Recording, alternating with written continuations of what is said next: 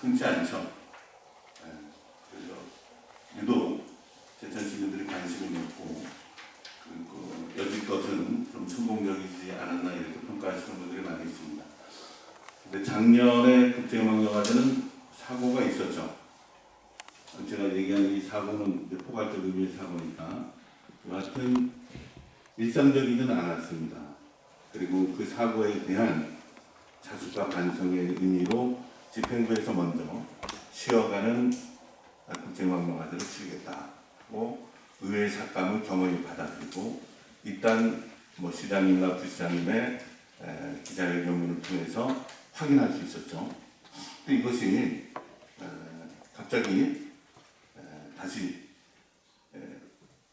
이 집행부 쪽에서는 그 영화 관계인들 새로 구성된 집행위원들의 요구 이렇게 말씀을 하시지만 그로 인해서 다시금 10억이라는 예산을 추가로 요청을 해왔는데 좀 믿기지 않는 것이 사실 국제음악영화제 작년에 어떤 문제성을 야기하고 수면 위로 노출시킨 의원들도 대부분 우리 야당 의원이라기보다는 여당 의원들이 대부분이었고요.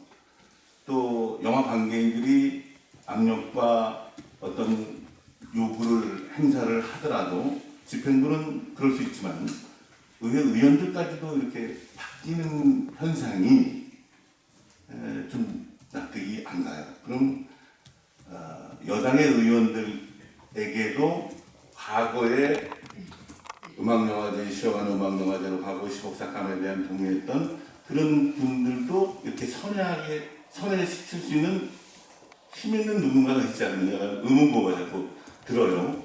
단지 영화 관계인들의 이해와 요구와 어떤 강제라면 집행부는 이해할 수 있지만 의원들까지 움직이게 할 수는 없다고 보거든요. 그래서 자꾸 보이지 않는 손 얘기가 나오는데 이것이 단시일에 급변할 수 있었던 것은 커다란 힘을 가진 사람들의 어떤 외압이 있지 않았나라는 생각이 듭니다.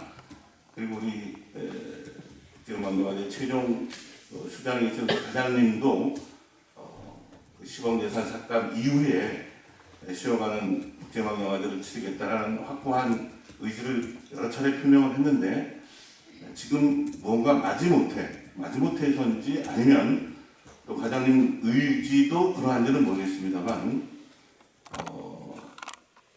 이렇게 추경안을 다시 올려서 그 자숙과 반성의 의미를 퇴색시키는 이런 식으로 가고 있거든요. 근데 솔직한 답변을 한번 요구해봐도 되겠습니까? 과장님이 정말 상황의 변화에 인식해서 지금은 충분히 한 3, 4개월 동안 반성과 어떤 숙고의 시간이 됐고 이제는 다시 10억 예산을 추가로 올려도 되는 시기가 왔다라고 판단한 것인 거지. 한번 그 의지에 대한 부분을 여쭤봐도 되겠습니까? 앞서서 말씀드린 내용과 겹치는 부분이 될 것 같습니다. 어쨌든 영화제 집행 방향이 변경이 됨에 따라서 예산의 진입 부분이 생긴 건데요. 영화제의 그 전체 기조 틀을 유지한다는 건 개폐막 식행사라든가 외부 초청 그리고 또 경쟁작 상영 선정 이런 것들이 여러 가지가 수반되는 작업이 필수적으로 영화제에는 들어가야 합니다. 저희가 그 저예산으로 아까 위원님께서 말씀하신 대로 그런 저희 그런 자숙과 반성의 의미를 담아서 그 예산 안에서 치르기 위해서는 그 형태의 전체적인 기조를 가져가는 건 상당히 어려운 예산이었습니다. 그래서 그 부분을 진행하지 않고 고민해서 결정한 것이 그렇게 이제 원성 하나의 중심에 행사를 기획하고 찾아갔던 방식이고 의원님들과 같이 협의해서 찾아갔던 방식이었고 그런데 그런 방향이 영화제 기조의 전체의 틀을 유지하는 형태로 바뀌면 어쩔 수 없이 예산이 진입되는 부분이 저희가 영화제에는 이제 5억이라는 부분으로 바뀝니다. 그래서 그 영화제의 그 행사를 그 기본 폐막식과 경쟁자 모집하고 이러는 선정하는 과정에 기본적으로 한 5억 정도가 최소. 내용은 알겠고요. 그렇게 선회하게 된 배경이 과장님의 판단과 과장님의 의지냐 아니면 정책이라는 게 일관성이 있어야 되지 않습니까? 집행부의 정책이라는 게. 근데 상황에 따라서 변할 수는 있어요. 근데 상황의 변화에 대한 인식을 과장님 자의적으로 하신 거냐 아니면 어떤 방금 명분 삼아 얘기했던 영화인 관계 영화인들의 압력에 의한 것이냐 아니면 네. 제천 시민의 여론에 밀려서냐. 제천 시민의 여론은 아닌 것 같아요. 제천 시민의 여론은 자신과 반성에 쉬어가는 국제음악 영화제라고 저는 판단을 하거든요. 근데 제가 말씀드릴 수 있는 건 어쨌든 뭐 영화제 관계자들의 압력이라기보다는 영화계와 영화제 관계자들의 강력한 요구에 따라서 그렇게 정력이 된 것이라고 말씀드릴 수 있습니다. 그들은 제천 시민도 아니고 그들은 그들의 이해와 요구가 있는 사람들인데 왜 그들의 이익을 대변해 줄 필요가 있나요? 이익을 대변하는 건 아니고 제가 말씀드릴 수 있는 건 여기까지입니다. 글쎄요. 과장님도 피치 못한 무슨 사정이 있는 듯하게 보여집니다. 우리가 이태원 참사가 얼마 전에 있었어요. 내년에 이태원에서 그런 일은 없었을 것입니다.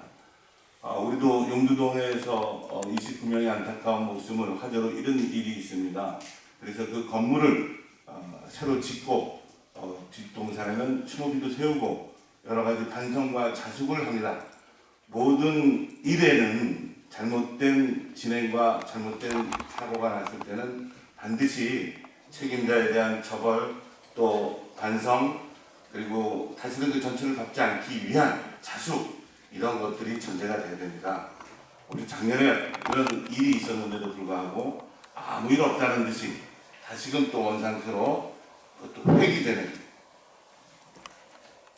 정말 뭐 상식적으로 이해하기 힘들 정도의 짧은 시간 내에 갑자기 변화된 거의 배경에 대해서 시민들이 많이 의혹을 제기하고 있습니다. 뭐 심지어는 저는 하루에도 몇 통화 전화를 받는데 10억 예산을 안 세워주면 청풍에서 못 치르게 되는데 이재신 의원이 청풍이 지역구인데 일부러 청풍에서 못하게 하기 위해서 예산을 뺀다고 하더라. 뭐 이런 식으로까지 지금 막 소문을 내고 있는데 10억 예산이 없으면 개폐막식이 없지 청풍이 주무대가 안 될 수가 있습니까? 그러니까 청풍이 10억 예산과 청풍이 행사장이 안 되는 것과 연관성이 있습니까?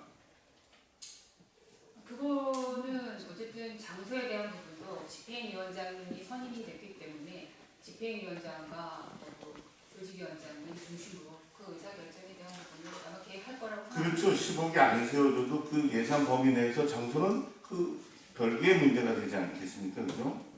원선만 나이트 그렇고요. 근데 이런 것들을 이렇게 묶어서 사람 인신을 공격하고 근데 이것이 단순한 차원이 아니라 조직적으로 지금 행해지고 있는 행위다 이렇게 좀 보여주는 부분이 있어요. 사실은 매우 안타깝게 생각하고 이것을 시의 어떤 정책으로 인지하고 외부의 어떤 압력이나 강압 없이 자율적인 정말 시민의 여론을 수렴하고 시민을 위한 행사가 되어야지 정적인 이슈가 돼서는 안 된다는 게 본의원의 생각입니다. 여러 가지로 힘든 부분이 있겠지만 이 국제관광영화제 최종 수장으로서의 그 강인한 의지와 그 일관된 모습을 보여주기를 희망하겠습니다. 네. 이상합니다. 이재실 의원